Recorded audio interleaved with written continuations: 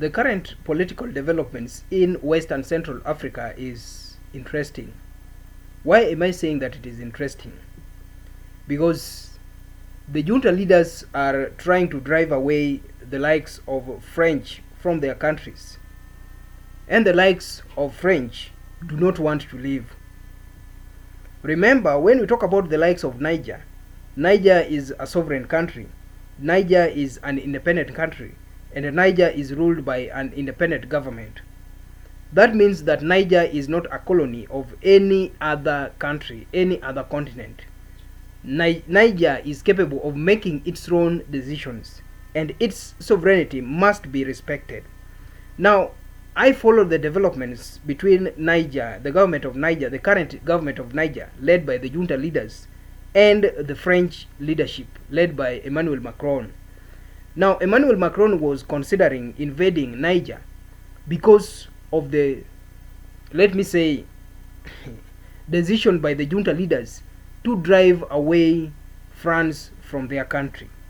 The junta leaders, in some way, demanded a retraction of French soldiers from the country, from Niger.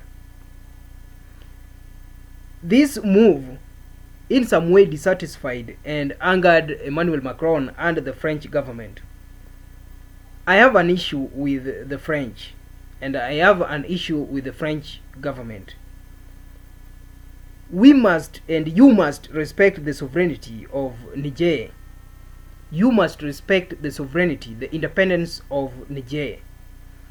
The government of Niger, whether it is under a junta leadership or a democratically elected leadership, it is sovereign, it is independent, and it is capable of making its own decisions that reflect the concerns, the interests of the majority.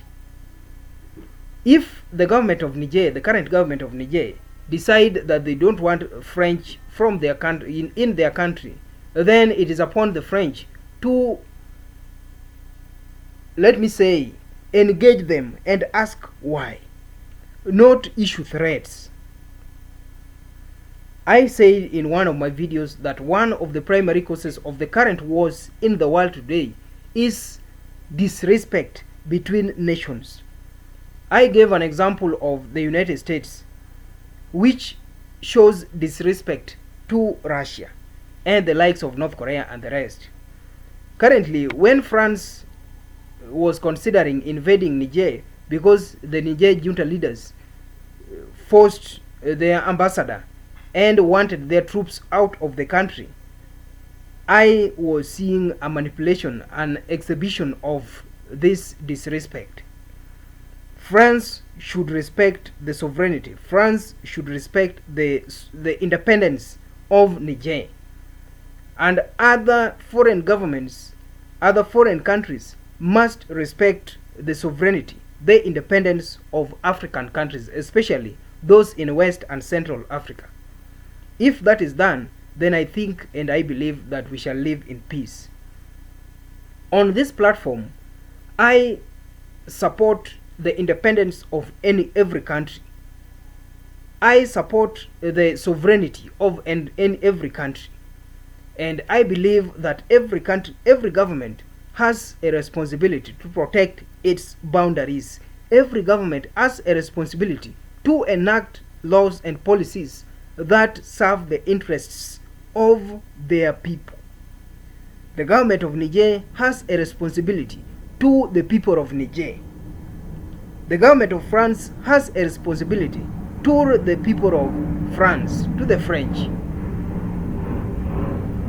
The French should not impose forceful policies on the government of Niger. And I believe that the government of Niger cannot impose similar policies on France.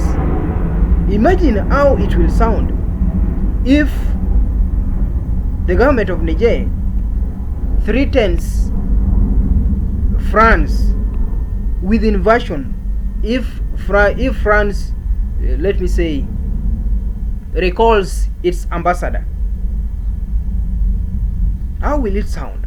The same should be replicated when France threatens Niger with invasion because of a decision by a sovereign government to impose interests that serve the people. France should respect the sovereignty of Niger. France should respect the independence of Niger. And any other foreign government should respect the sovereignty and independence of African countries, especially those in West and Central Africa. The independence of Mali matters as the independence of France matters.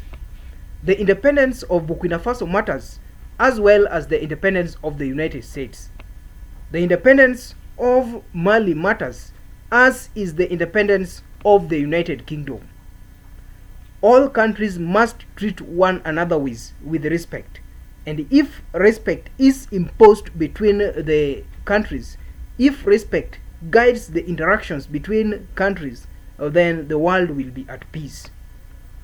If disrespect guides the interactions between countries, then the world will be forever at war.